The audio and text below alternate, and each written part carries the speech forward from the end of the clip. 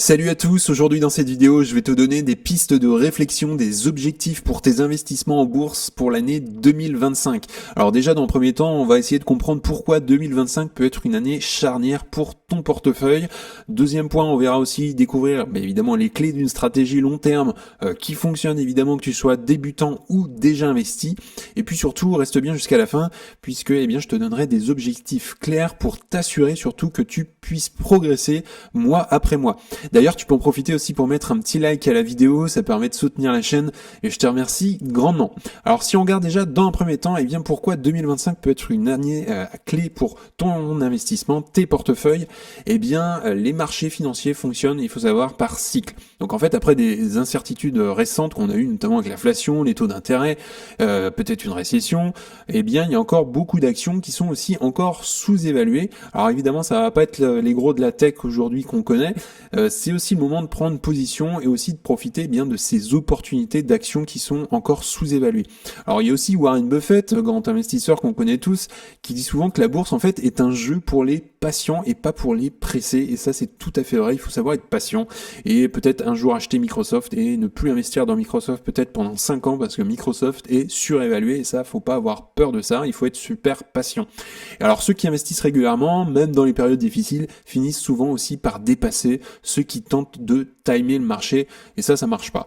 Il faut savoir, imagine si tu commences ou que tu renforces ton portefeuille aujourd'hui, en 2030 tu pourrais aussi regarder en arrière et te dire tu es fier de ce que tu as pu faire, de tes choix que tu as pu faire 10 ans avant, notamment dans tes actions. Et alors pour 2025 c'est aussi une opportunité pour toi d'approfondir évidemment tes connaissances sur la bourse par des vidéos YouTube notamment, ça peut être évidemment avec des livres, des formations, etc. Aussi profiter des potentielles reprises du marché. On ne sait pas comment va évoluer l'année 2025. Est-ce que ça va être une année zéro? Est-ce que ça va être une bonne année encore comme 2024? Ou alors est-ce que ça va être une année à correction? Et puis il faut évidemment creuser évidemment dans les actions et les petites pépites, les opportunités qui sont encore évidemment sous-évaluées. Et puis troisième point, c'est évidemment poser les bases d'un patrimoine qui grandira année après année. Et ça va prendre du temps, tu vas pas atteindre le million en 2 heures et demie. Alors si on prend un exemple concret, notamment après la crise de 2008, ceux qui ont continué à investir, et il fallait vraiment s'accrocher, avoir le cœur accroché, puisqu'on avait quand même un gros crack à ce moment-là, 5 à 10 ans après, ils ont vu leur portefeuille exploser.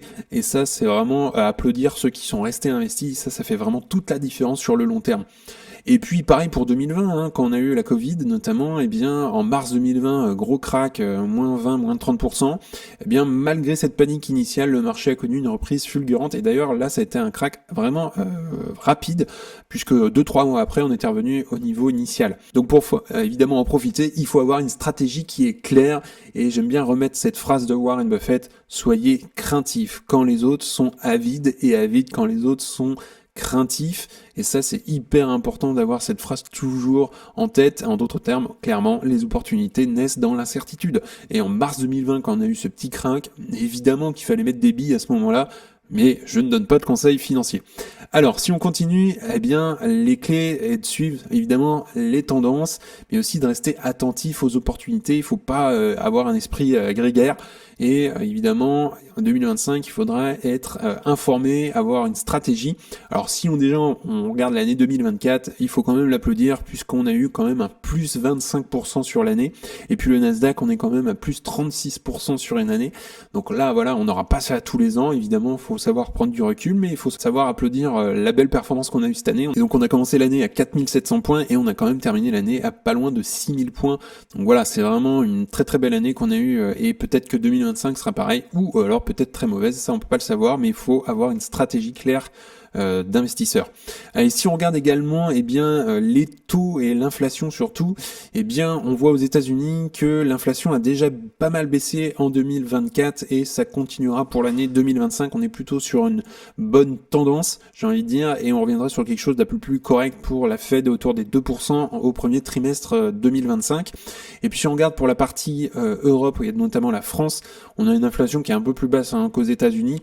et la Fed a déjà surtout commencé plus tôt, la BCE pardon, a commencé beaucoup plus tôt à baisser les taux d'intérêt, notamment en Europe, et donc on revient sur quelque chose d'à peu près normal, hein, autour des 1%, même en dessous de l'objectif de la BCE qui était autour des 2%, mais on voit quand même avec le forecast que peut-être l'inflation reprendrait notamment au premier trimestre 2025 autour des 2%. Cela dit, si ça explose pas au-dessus des 2, il n'y a pas trop de raison de s'inquiéter, notamment. Donc voilà, ça, on était plutôt sur une bonne lancée en 2024. On a eu une baisse des taux d'intérêt, donc ça, c'est vraiment très encourageant. Alors maintenant, quels sont les piliers pour réussir en 2025 ? Notamment, une stratégie que j'applique, c'est le stock picking, qui est le cœur vraiment de ma stratégie. Mais attention, il ne s'agit pas vraiment de jouer à deviner quelle action va exploser du jour au lendemain. Il faut vraiment analyser, et ça, c'est les 3 étapes que je suis notamment pour choisir une action, et que tu peux aussi toi appliquer. Je regarde des indicateurs, notamment le chiffre d'affaires évidemment, est-ce qu'il augmente régulièrement ou est-ce qu'il est en déclin. Ça, il faut vraiment surveiller ça. Il y a aussi les marges à surveiller, est-ce que l'entreprise est rentable. Alors évidemment ça, je mets un peu plus de pincettes parce que parfois les entreprises de croissance, surtout les jeunes entreprises, sont pas forcément rentables trop dès le début, mais ont vraiment des marges brutes déjà très intéressantes. Donc ce qui laisse vraiment de l'avenir à l'entreprise. Donc ça, à surveiller, les marges évidemment, le ROCE, et puis on a aussi la dette, une dette trop élevée, souvent signe de risque également. Donc il faut pas prendre des entreprises vraiment trop endettées. Et puis également, il faut regarder la croissance de manière générale. Est-ce que évidemment ce qu'ils vendent, quelle est la croissance du chiffre d'affaires, quelle va être la croissance dans les 5 à 10 ans. Donc voilà, il faut analyser déjà la situation financière. Évidemment, il y a aussi l'analyse qualitative avec les produits que propose l'entreprise.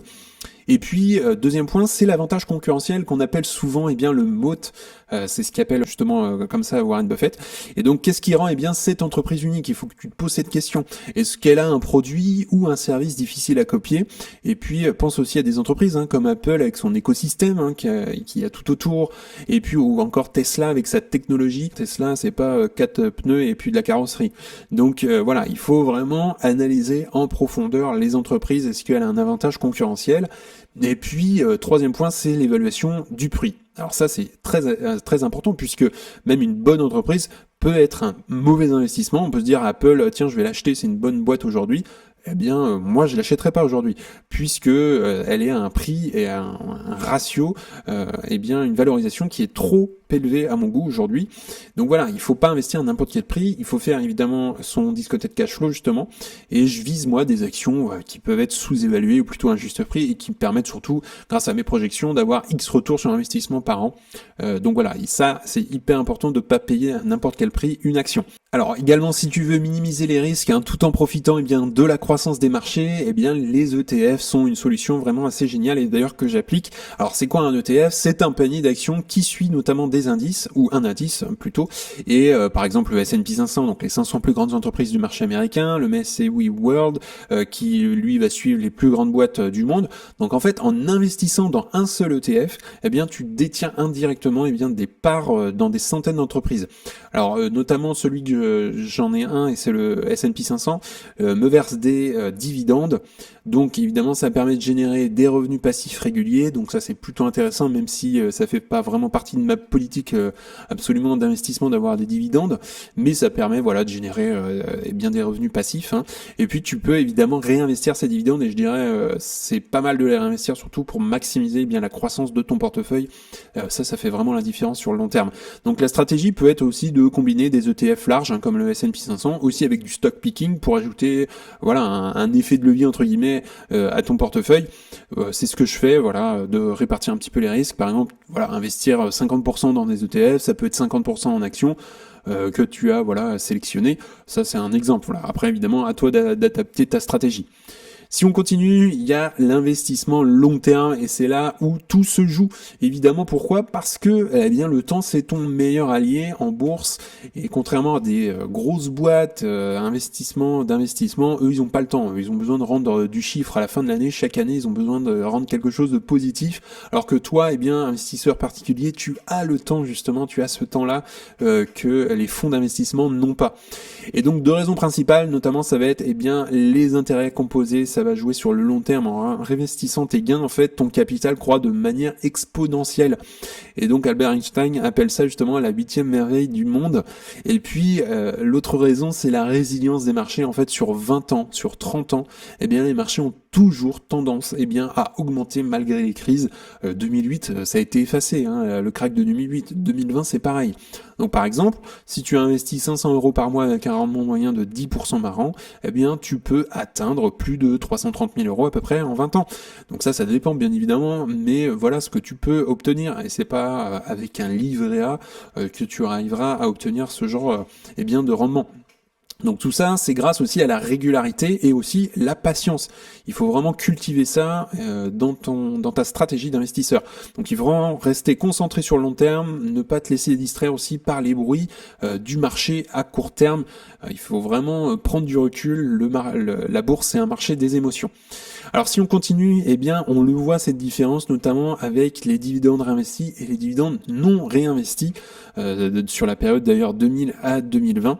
Et on voit très clairement le S&P 500, donc là c'est l'indice S&P 500, c'est les 500 plus grandes boîtes américaines.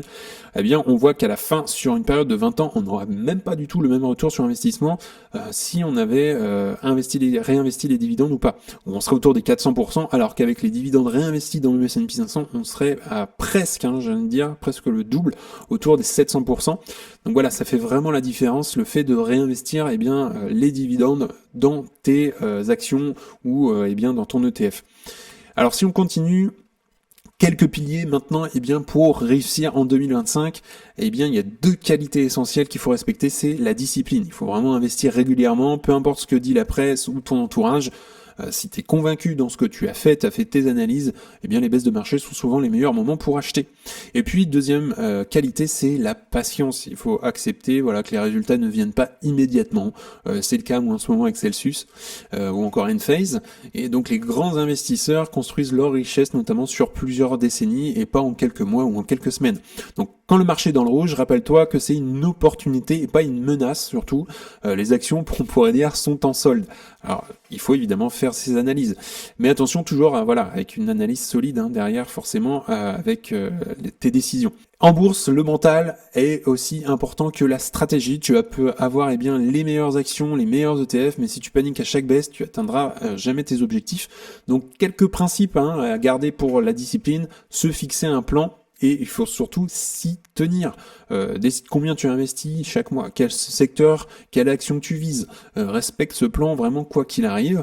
Deuxième point, ça va être aussi de rester calme pendant les baisses. Les corrections de marché sont normales. Voilà vraiment comme des opportunités pour les acheter à prix réduit. Et puis, il faut imaginer et penser surtout long terme, 10, 20, 30 ans. Et voilà, il faut vraiment investir régulièrement. Warren Buffett, c'est un exemple. Lui, ça fait des décennies qu'il investit et c'est pas des coups de chance, mais c'est vraiment la décennie, la patience. Enfin, c'est vraiment sur des décennies que ça a changé sa fortune à Warren Buffett et il a été patient et il a cultivé aussi la discipline. Alors maintenant, quel objectif toi tu peux te fixer pour 2025 ? Je vais te donner quelques exemples, notamment tu pourrais te fixer et tu peux prendre des notes d'augmenter ton capital investi. Par exemple, si tu investis 300 euros par mois en 2024, tu peux te dire pour 2025, je vais passer à 400 euros ou encore 500 euros par mois. Ça, c'est toi qui vois.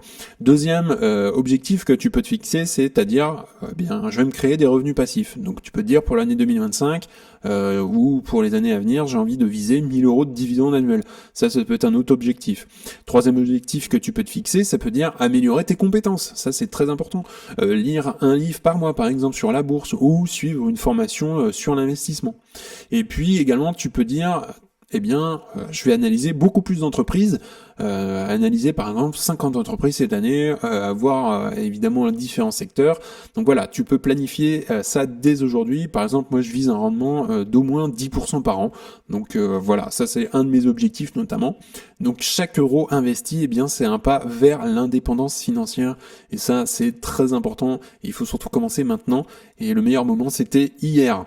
Et pour 2025, tu peux me dire notamment toi toi quel est ton objectif principal pour cette année. Est-ce que tu commences à investir? Est-ce que d'ailleurs tu as commencé déjà à investir? Donc n'hésite pas à me dire ça en commentaire. Et puis aussi, voilà, est-ce que c'est l'objectif d'augmenter ton capital ou est-ce que c'est d'apprendre à mieux analyser l'entreprise? Donc n'hésite pas à partager ça sous la vidéo, je suis assez curieux et puis ça va aider toute la communauté. Également, donc, petite conclusion, eh bien 2025 ça va être ton année, pas celle des regrets mais celle de l'action. Il faut toujours être actif, hein. Chaque euro investi aujourd'hui c'est un pas de plus vers ta liberté financière et donc voilà, prends cette énergie, cette vision et transforme-la vraiment en résultat concret. Il faut vraiment y aller et pas avoir peur, il faut se former, c'est hyper important. En tout cas, eh bien on en a fini pour aujourd'hui. Si tu souhaites aller plus loin d'ailleurs, eh bien tu as le premier lien en description pour accéder à You Can Invest App et donc dans ton espace membre tu auras accès notamment à ma watchlist avec mes objectifs de prix. Tu auras également accès aux best stocks, donc c'est les meilleures actions à détenir dans ton portefeuille, donc voilà, croissance, peu de dette, un fort ROCE. Également tu auras accès à un discothèque cash flow pour estimer le juste prix à payer. Tu auras également accès à une communauté privée d'investisseurs et puis le plus, eh bien c'est les appels vidéo illimités pour t'accompagner eh bien dans ta stratégie, faire grossir ton patrimoine, analyser une action, ton portefeuille, etc. Donc si tu souhaites nous rejoindre, eh bien c'est le premier lien en description. En tout cas, on en a fini pour aujourd'hui. N'hésite pas eh bien à liker la vidéo, à t'abonner, ça fera grandir la communauté et puis ça me soutient. Si tu souhaites regarder une autre vidéo, tu peux cliquer juste ici. En tout cas, je te souhaite une excellente journée et à bientôt pour une prochaine vidéo. Salut!